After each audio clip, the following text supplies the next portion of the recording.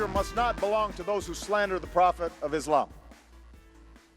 But to be credible, those who condemn that slander must also condemn the hate we see in the images of Jesus Christ that are desecrated, or churches that are destroyed, or the Holocaust that is denied. Ladies and gentlemen, welcome back as we continue our coverage of today's terrorist attack in France. And that was the President of the United States at the United Nations in 2012 saying the future must not belong to those who slander the Prophet of Islam. Joining us now, Dinesh D'Souza. You know him, you love him. Hello, Dinesh. How are you, sir? Happy New Year. Steve, Happy New Year to you, and it's good to be on the show. Well, thank you for coming on, as always. Terrible occurrence today. I want to get your reaction to what happened today in France at that magazine.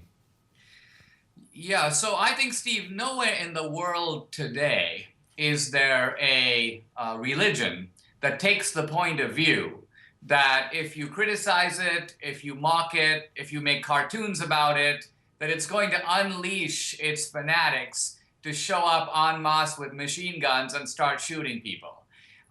There is some deplorable history of religions doing this through the centuries, but today, Islam is in a category of its own in generating this toxic fanaticism that basically says that if you criticize the religion, if you criticize the Prophet, if you make fun of us, we think it's open season on your life.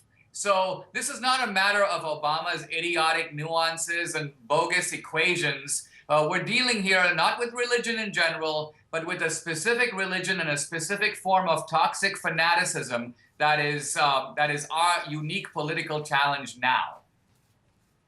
I want to play you something also, Dinesh, that, after Sony, the president said, oh, they should have talked to me.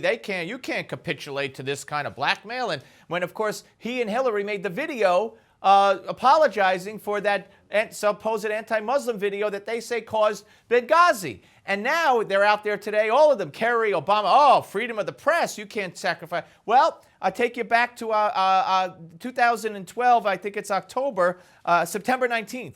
Jay Carney, speaking for the president, about this very magazine. Listen, 40, this is 50.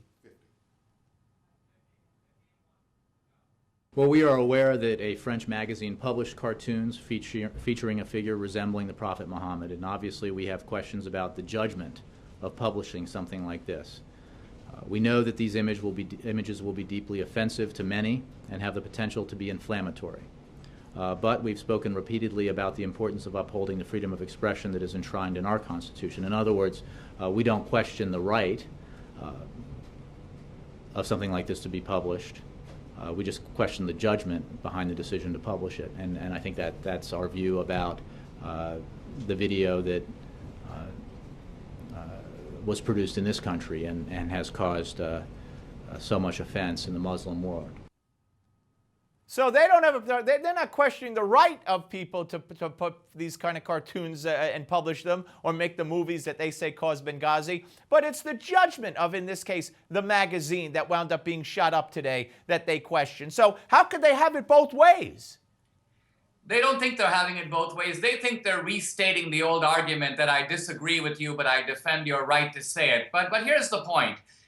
Either words are like bullets or they're not.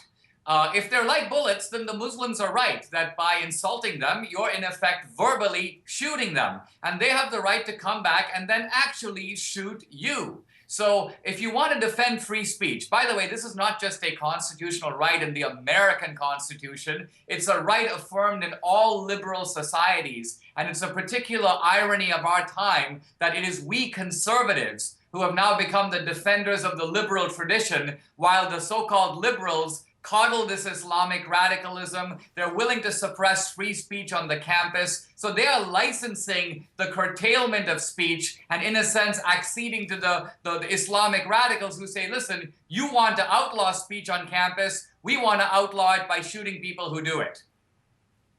Right, absolutely. All right, Dinesh, always great to talk to you, sir. Thank you very much. We'll talk to you soon. My pleasure. Dinesh D'Souza, ladies and gentlemen.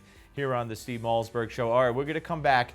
We are expecting the president, who weighed in on this earlier today at the White House, but he's going to be making remarks, I believe in Detroit or somewhere in Michigan, and we believe he will address this. So we'll try to bring you those latest remarks as they're happening when he takes to the podium, whether it's in this hour or next hour. So keep it where it is. We're coming back.